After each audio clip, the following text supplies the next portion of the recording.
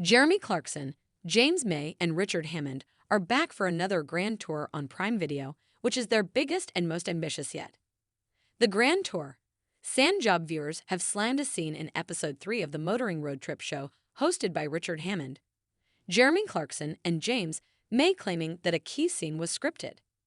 The series landed on Prime Video last Friday, February 16, and sees the intrepid trio tackle the sandy dunes of Mauritania on their way to Senegal as they sought to replicate the route made famous by the Paris-Dakar Rally.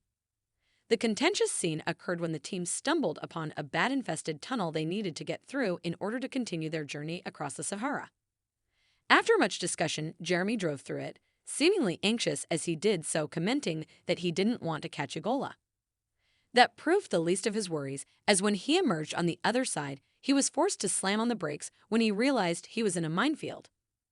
Using his walkie-talkie, he tried to warn Richard, who was already speeding through the tunnel.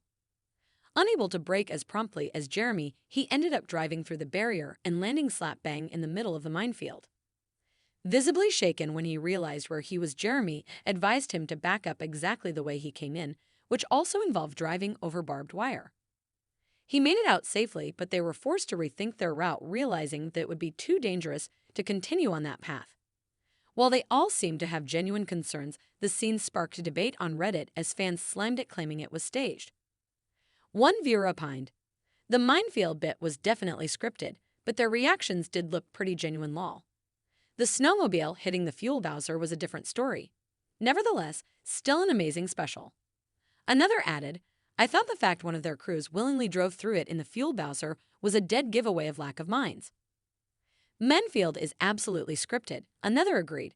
There's no way they would have had someone drive a truck through an actual minefield. There's also YouTube videos of people exploring the tunnel, and there's no minefield signs. I will still say, though, until I saw the truck going straight through the mines, I got real nervous for Hammond. However, some viewers defended the show. They scripted the minefield?